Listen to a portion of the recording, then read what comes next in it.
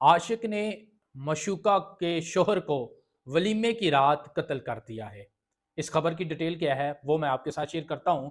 जी, ये डिस्ट्रिक्ट सियालकोट की तहसील डस्का के एक गांव दिदोवाली का वाकया है और एफआईआर के मुताबिक हुआ कुछ इस तरह है कि वलीमे की रात आशिक ने अपनी मशूका के शोहर को कत्ल कर दिया है।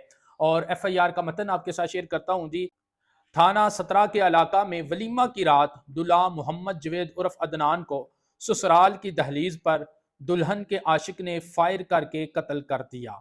एफआईआर के मुताबिक दुल्हन मुलजम मोहम्मद बूटा से शादी करना चाहती थी, लेकिन दुल्हन के घर वालों ने उसकी शादी मोहम्मद जवेद उर्फ अदनान से कर दी थी और इसी वजह से मुलजम मोहम्मद बूटा तैश में आकर उसने मशूका के शोहर मोहम्मद जवेद को कत्ल कर दिया है।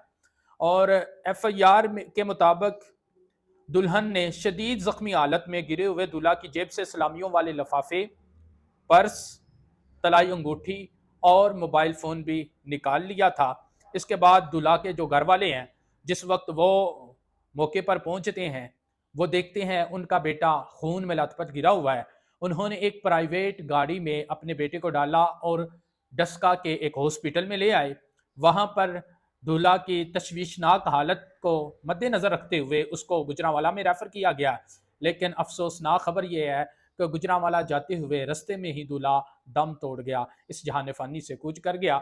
और इसके बाद मकतूल दूल्हा मोहम्मद जवेद के वालिद मोहम्मद नासर की मदीयत में मुलजम बूटा उर्फ रहमान और दुल्हन के खिलाफ मुकदमा दर्ज कर लिया गया है और इसके बाद पुलिस जो है वो अपनी जो कार्रवाई है वो कर रही है। इसके बाद एक और अफसोसनाक खबर है जी वजीराबाद से, वो भी मैं आपके साथ शेयर करता हूँ जी।